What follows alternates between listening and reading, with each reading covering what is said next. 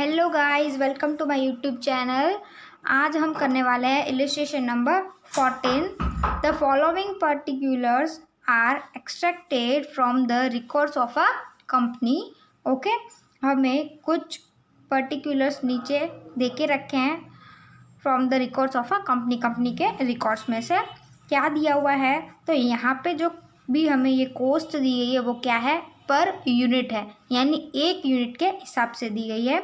Sales है हमारी for the product A 100 और for the product B 120। Consumption of material है हमारा 2 kg ऑफ प्रोडक्ट ए। अब प्रोडक्ट ए को बनाने में 2 kg लगेंगी, लेकिन क्या, पर यूनिट, यानी प्रोडक्ट ए एक यूनिट अगर हम प्रोडक्ट ए का बनाएं तो उसके लिए हमें कितने कंजम्पशन ऑफ मटेरियल चाहिए होगा, 2 kg। और वहीं हमें प्रोडक्ट बी के लिए चाहिए होगा 3 kg per unit. Material cost है हमारी 10 rupees per unit, 15 rupees per unit for B. Direct wages cost है हमारी 15 प्रोडक्ट ए के लिए और 10 रुपीज़ प्रोडक्ट बी के लिए, ये भी हमारी पर यूनिट है। डायरेक्ट एक्सपेंस है हमारे 5 रुपीज़ और for the product A and 6 rupees for the product B. Machine hours हमें देख के रखे हैं 3 hours for the product A and 2 hours for the product B. Product A के एक यूनिट बनाने में कितने घंटे लगेंगे, 3 घंटे, और प्रोडक्ट बी का एक यूनिट बनाने में 2 घंटे। ओवरहेड्स दे के रखे हैं जो फिक्स्ड है प्रोडक्ट ए के लिए 5 पर यूनिट और प्रोडक्ट बी के लिए 10 पर यूनिट। वेरिएबल ओवरहेड दे के रखे हैं हमें 15 प्रोडक्ट ए के लिए पर यूनिट और 20 प्रोडक्ट बी के लिए पर यूनिट। ओके, आगे हमें बोल रहा है direct wages per hour is ₹5। अब डायरेक्ट वेजिस जो पर आवर यानी 1 घंटे का डायरेक्ट वेजिस कितना होगा, 5 रुपीज़ होगा। तो यहाँ पे आप देख सकते हो कि 5 रुपीज़ 1 घंटे का बोल रहा है, और हम कितने घंटे मशीन यहाँ पे यूटिलाइज कर रही है, 3 घंटे for the product A.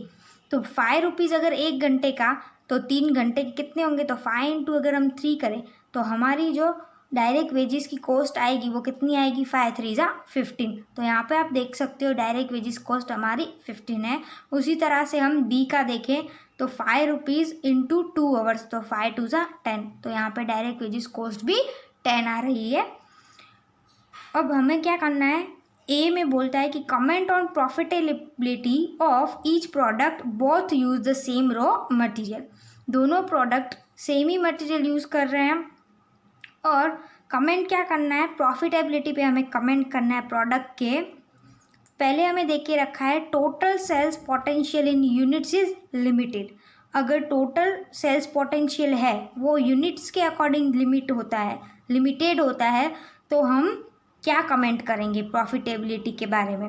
Okay, तो यहाँ पे जो टोटल सेल्स पोटेंशियल यूनिट्स के लिए लिमिटेड दिया हुआ है, तो यूनिट्स जब भी हमें लिमिटेड बोले तो आप क्या याद रखोगे, अगर units in limited is limited बोला है तो यहाँ पे आपको याद रखना है कंट्रीब्यूशन पर यूनिट। ओके, जिसका कंट्रीब्यूशन पर यूनिट ज़्यादा होगा वही सेल्स पोटेंशियल इन यूनिट्स की लिमिटेड में प्रॉफिटेबिलिटी ज़्यादा रखेगा। ओके, तो जिसका कंट्रीब्यूशन पर यूनिट आपका ज़्यादा आएगा वही प्रोडक्ट बनाना आपके लिए प्रॉफिटेबल होगा। आफ्टर दैट सेकंड पॉइंट में देखे रखा है total sales potential in value is limited. अगर वैल्यू इज़ लिमिटेड बोलेंगे तो हम किसे देखेंगे, तो जब भी बात वैल्यू की हो तो यहाँ पे आप प्रॉफिट वॉल्यूम रेशियो को देखोगे। तो प्रोडक्ट ए और प्रोडक्ट बी का हम प्रॉफिट वॉल्यूम रेशियो फाइंड करेंगे, जिसका प्रॉफिट वॉल्यूम रेशियो ज़्यादा होगा उसकी प्रॉफिटेबिलिटी पे हम कमेंट करके बता सकते हैं कि वो प्रोडक्ट बनाना हमारे लिए प्रॉफिटेबल होगा। उसके बाद raw material is in short supply. अगर रॉ मटेरियल शॉर्ट सप्लाई में है तो हम किसे देखेंगे, तो रॉ मटेरियल शॉर्ट सप्लाई के लिए हम contribution per kg of raw material को देखेंगे। Okay, contribution per kg of raw material पर केजी का जो कंट्रीब्यूशन होगा वो जिसका ज़्यादा होगा उसे हम यहाँ पे कमेंट में दिखाएंगे कि उसकी प्रॉफिटेबिलिटी ज़्यादा रहेगी। आफ्टर दैट फोर्थ में हम production capacity in terms of machine hours is the limiting factor. अब प्रोडक्शन कैपेसिटी में हमें लिमिटिंग फैक्टर कौन सा दिया हुआ है, यहाँ पे मशीन आवर्स। लिमिटिंग फैक्टर क्या होता है, तो लिमिटिंग फैक्टर के लिए मैंने अलग से एक डीप में वीडियो बनाई है जो आप देख सकते हो मेरे चैनल पे जाके। इन शॉर्ट मैं बता देती हूँ कि लिमिटिंग फैक्टर वो होता है जो प्रोडक्शन और सेल्स को इफ़ेक्ट करता है, जिसकी वजह से कंपनी का जो बिजनेस है उसकी प्रॉफिटेबिलिटी कम हो जाती है। इन कुछ फैक्टर्स हैं जैसे कि रॉ मटेरियल है, शॉर्ट सप्लाई में रॉ मटेरियल होगा, या मशीन हावर्स होंगे लिमिटिंग फैक्टर। तो फिर यहाँ पे क्या होगा, जो कंपनी का प्रॉफिट है वो कम होगा। तो उसी के लिए हमें यहाँ पे फोर्थ वाली पॉइंट में देखना है कि इन टर्म्स ऑफ अगर लिमिटिंग फैक्टर मशीन आवर्स देके रखे हैं तो कौन सा प्रोडक्ट बनाना हमारे लिए प्रॉफिटेबल होगा। तो उसके लिए हम क्या करेंगे, तो हम यहाँ पे contribution per machine our find करेंगे। ओके, पर मशीन आवर जिसका कंट्रीब्यूशन ज़्यादा होगा वो प्रोडक्ट बनाना हमारे लिए यहाँ पे प्रॉफिटेबल रहेगा। ओके गाइज, उसके बाद सेकंड पॉइंट में देके रखा है assuming raw material as the key factor. अब यहाँ पे की फैक्टर यानी कि limited factor. Okay, key factor और लिमिटेड फैक्टर एक ही है। कौन देके रखा है, रॉ मटेरियल को देके रखा है, availability of which is 10,000 kgs। अब यहाँ पे आपको कितना रॉ मटेरियल अवेलेबल है, तो 10,000 kgs अवेलेबल है। And each product cannot be sold more then 3,500 units.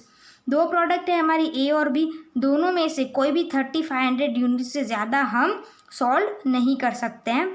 Find out the product mix which will yield the maximum profit. अब आपको क्या फाइंड आउट करना है, दोनों प्रोडक्ट मिक्स को देखना है और बताना है कि कौन सा प्रोडक्ट मिक्स हम बनाए, या ए या बी, जिससे हमारा मैक्सिमम प्रॉफिट हो। तो ये जो प्रोडक्ट मिक्स यहाँ पे देखे रखा है कि आपको 3,500 यूनिट से ज़्यादा सोल्ड नहीं करना है, उस प्रोडक्ट मिक्स के बेसिस पे आपको बताना है कि प्रॉफिट मैक्सिमम कितना होगा।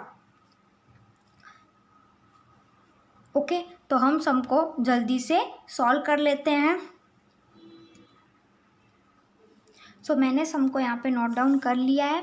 हमारे पास जो इन्फॉर्मेशन अवेलेबल है वो मैंने यहाँ पे पुट कर दी है। ओके, अब हमें फर्स्ट पॉइंट क्या करनी थी, तो हमें फर्स्ट पॉइंट में फाइंड आउट करना है statement showing competition of contribution per unit and determination of profitability. हमें कंट्रीब्यूशन पर यूनिट यहाँ पे फाइंड करेंगे, और जो 4 कमेंट करने थे हमें, total sales potential in units is limited होगा, या वैल्यू इज लिमिटेड होगा, या रॉ मटेरियल शॉर्ट सप्लाई होगा, या तो फिर मशीन आवर्स की फैक्टर होगा। तो उन चारों के ऊपर हमें जो कमेंट करनी है उसके लिए हम सबसे पहले contribution per unit find out कर लेंगे, जिससे हम उसका आंसर दे पाए। ओके, तो सबसे पहले हमने क्या करना है, कंट्रीब्यूशन निकालने के लिए क्या करेंगे, हम सेल्स में से वेरिएबल कॉस्ट को डिडक्ट कर देंगे, तो हमें यहाँ पे कंट्रीब्यूशन पर यूनिट मिल जाएगा। तो सेल्स हमारी कितनी है, तो ए की सेल्स आप देख सकते हो, ए की जो सेल्स हैं वो है 100 और बी की जो सेल्स हैं वो है 120। तो मैं यहाँ पे पुट कर देती हूँ 100 और 120। उसके बाद हमें क्या लेना है, वेरिएबल कॉस्ट। अब वेरिएबल कॉस्ट कौन कौन सी है, तो वेरिएबल कॉस्ट के लिए मैं यहाँ पे आपको बता देती हूँ वेरिएबल कॉस्ट में क्या क्या आएगा। तो वेरिएबल कॉस्ट में हमारा आएगा material cost, direct wages cost, direct expenses और वेरिएबल ओवरहेड्स, यानी ये चारों 10 + 15 + 5 और +15 अगर हम करें तो हमारा आंसर आएगा 45। तो यहाँ पे वेरिएबल कॉस्ट जो हमारी होगी वो कितनी होगी, according to product A 45। Okay, तो यहाँ पे मैं आपको वर्किंग नोट करके भी बता देती हूँ। तो यहाँ पे हम लेंगे सबसे पहले direct material cost for the product ए, कितनी दे के रखी है, तो यहाँ पे है 10। उसके बाद हम लेंगे डायरेक्ट वेजिस, डायरेक्ट वेजिस कितना दे के रखा है हमको 15। उसके बाद डायरेक्ट एक्सपेंसेस वो है हमारे 5 और वेरिएबल ओवरहेड्स वो है हमारे 15। तो यहाँ पे आप देख सकते हो कितनी होगी total variable cost for the product A 45। अब बी की फाइंड आउट कर लेते हैं उसी तरह से। तो direct material cost for the product B यहाँ पे कितनी दे के रखी है हमको 15, डायरेक्ट वेजिस 10, डायरेक्ट एक्सपेंस 6 और वेरिएबल ओवरहेड्स यहाँ पे दे के रखे हैं 20। ओके, तो हम यहाँ पे टोटल कर लेते हैं तो कितना होगा हमारी total variable cost of product B, वो होगी हमारी 51। ओके, तो ए और बी की हमने वेरिएबल कॉस्ट फाइंड आउट कर ली है, वो हम यहाँ पे पुट कर देते हैं। अब क्या करेंगे, सेल्स हैं हमारे पास, वेरिएबल कॉस्ट हमने टोटल करके फाइंड आउट कर ली। अब उसमें से लेस कर देंगे तो हमें यहाँ पे क्या मिल जाएगा, कंट्रीब्यूशन। तो कंट्रीब्यूशन कितना होगा फॉर द प्रोडक्ट ए 55 और for the product B 69। Okay, तो यहाँ पे दोनों का कंट्रीब्यूशन मिल गया हमको। अब हम क्या फाइंड आउट करेंगे, तो हमें सबसे पहले क्या करना है, कमेंट करना था हमें। यहाँ पे हम साथ साथ में जो 4 पॉइंट्स हैं उसके कमेंट के आंसर्स भी लिखते जाते हैं। फर्स्ट था हमारा total sales potential in units is limited. तो मैंने क्या बताया था, अगर आपको सम में यूनिट्स इज लिमिटेड बोला गया है तो आप किसको देखोगे, तो आप कंट्रीब्यूशन पर यूनिट को देखोगे। और कंट्रीब्यूशन पर यूनिट के अकॉर्डिंग आप देख सकते हो कि कंट्रीब्यूशन यहाँ पे किसका ज़्यादा है। तो यहाँ पे जो कंट्रीब्यूशन है वो प्रोडक्ट बी का ज़्यादा है कंपेयर टू ए। तो यहाँ पे जो हमारी फर्स्ट पॉइंट थी यूनिट्स इज लिमिटेड होंगे अगर, तो हम किसको, कौन सी प्रोडक्ट को सिलेक्ट करेंगे, तो हम प्रोडक्ट बी को सिलेक्ट करेंगे। Product B is more profitable, ऐसा हम यहाँ पे बोल सकते हैं। उसके बाद सेकंड पॉइंट में क्या करना है, total sales potential in value is limited. अगर वैल्यू इज़ लिमिटेड बोला गया है तो आप क्या देखोगे, तो वैल्यू इज़ लिमिटेड के लिए आप देखोगे जिसका प्रॉफिट वॉल्यूम रेशियो हायर होगा। तो प्रॉफिट वॉल्यूम रेशियो किसका हायर है, उसके लिए हमें क्या करना पड़ेगा, प्रॉफिट वॉल्यूम रेशियो को फाइंड आउट करना पड़ेगा। तो प्रॉफिट वॉल्यूम रेशियो को फाइंड आउट कर लेते हैं। यहाँ पे प्रॉफिट वॉल्यूम रेशियो यहाँ पे कैसे मिलेगा, तो कॉन्ट्रीब्यूशन अपॉन सेल्स इंटू 100 करते हैं तो हमें क्या मिल जाता है यहाँ पे, प्रॉफिट वॉल्यूम रेशियो। ये प्रॉफिट वॉल्यूम रेशियो का फॉर्मूला है।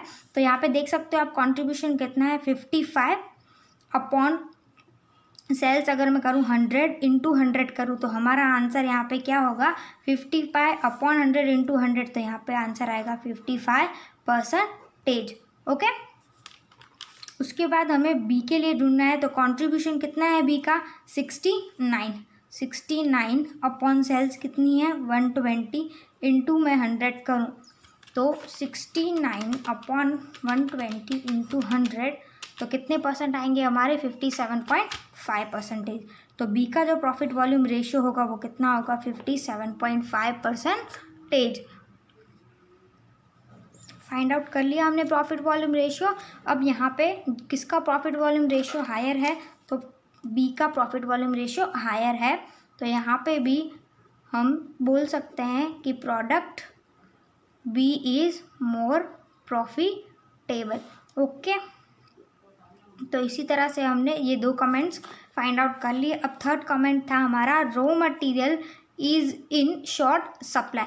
अब raw material is in short supply होगा तो हम क्या देखेंगे, तो मैंने आपको बताया था contribution per kg of raw material यहाँ पे देखा जाएगा। तो contribution per kg of raw material हम कैसे फाइंड आउट करेंगे, तो contribution per kg of raw material का फॉर्मूला क्या होगा, यहाँ पे contribution per unit upon raw material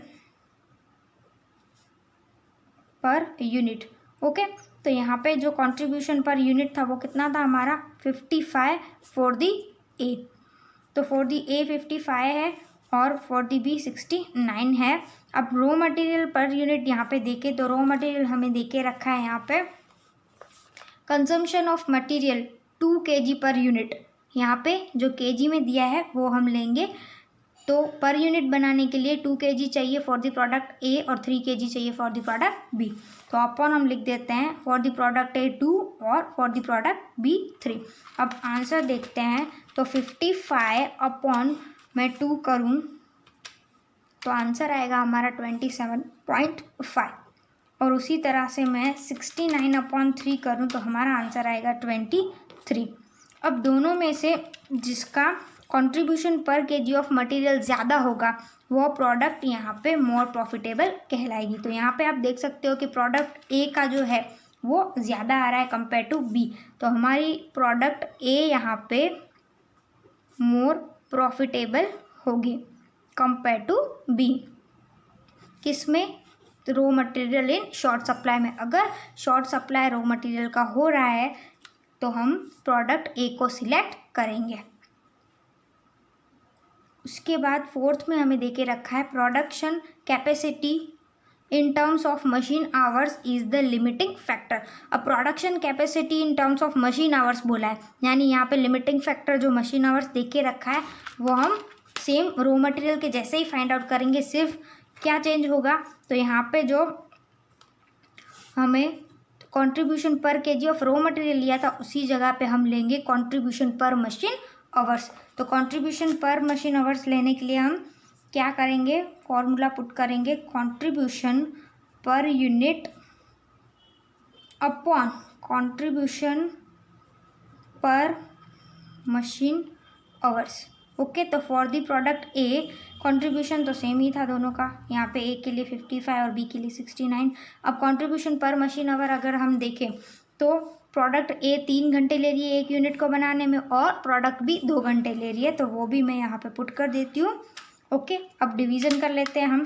तो 55/3 करूँ तो आंसर आएगा 18.33 और यहाँ पे आंसर आएगा 69/2 करूँ तो 34.5।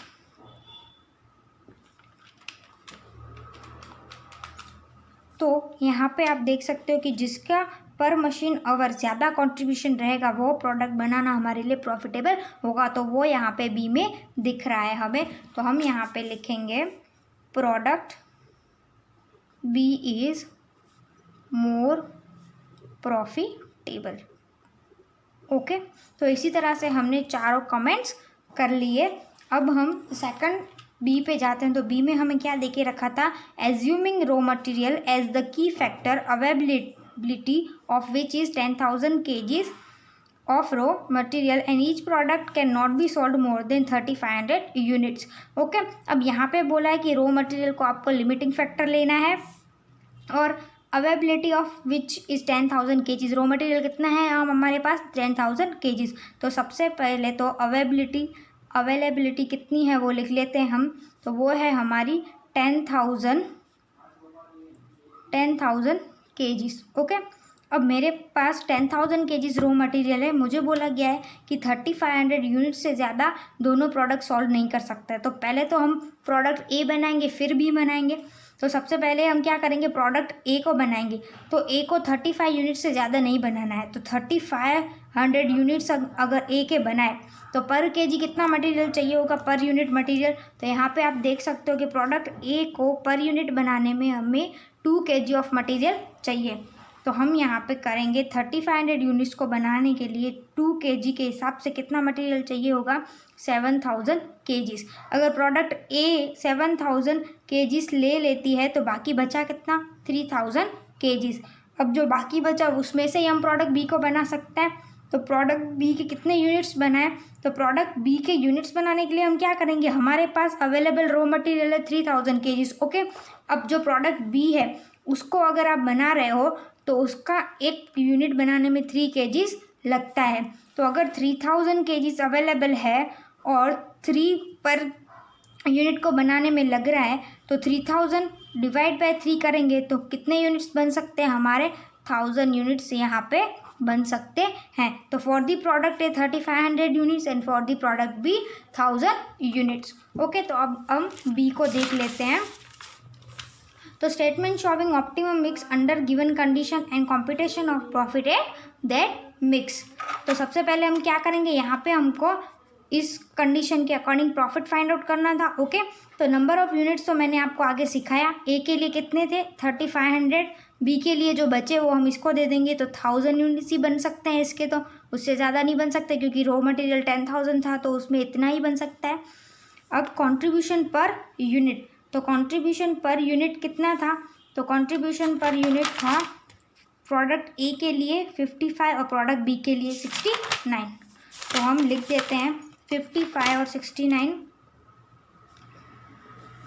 टोटल कंट्रीब्यूशन कितना आएगा, तो 3500 इंटू 55 1,92,500 और उसी तरह से हम यहाँ पे देखें तो 69,000। ओके, अब मैं प्लस कर देती हूँ दोनों का। तो टोटल कंट्रीब्यूशन जो हमारा आएगा वो आएगा 2,61,500। उसके बाद हमें क्या करना है, यहाँ पे फिक्स्ड कॉस्ट को लेस करना है कंट्रीब्यूशन में से। तो फिक्स्ड कॉस्ट हमारी कितनी है, तो फिक्स्ड कॉस्ट के लिए क्या करोगे आप, तो फिक्स्ड कॉस्ट हमें यहाँ पे देख के रखा था, ए को पर यूनिट बनाने के लिए 5 रुपीज़ लगेगी और बी को बनाने के लिए 10 रुपीज़ लगेगी। तो हम जितने fixed cost for the product भी 3500 इंटू 10 करेंगे। फिक्स्ड कॉस्ट यहाँ पे दोनों में सेम ही यूनिट्स लेने हैं हमें, तो 3500 इंटू 10 35,000, दोनों का प्लस करेंगे तो 52,500 होगा। अब हम टोटल कंट्रीब्यूशन में से फिक्स्ड कॉस्ट को लेस कर देंगे तो हमारे प्रॉफिट यहाँ पे मिल जाएगा। तो इस तरह से हमने यहाँ पे प्रॉफिट फाइंड आउट कर लिया। अब सबसे पहले मैं आपको जल्दी से समझा देती हूँ। तो सबसे पहले हमें क्या करना है, अगर आपको इस तरह के कमेंट्स दिए गए हैं और सब में अगर यूनिट्स इज लिमिटेड बोला गया है तो आप क्या देखोगे, तो कंट्रीब्यूशन पर यूनिट जिसका ज़्यादा होगा वही प्रोडक्ट बनाना हमारे लिए प्रॉफिटेबल होगा। उसके बाद अगर हमें वैल्यू इज लिमिटेड बोला गया है तो जिसका पीवी रेशियो हायर होगा उसे हम सिलेक्ट करेंगे।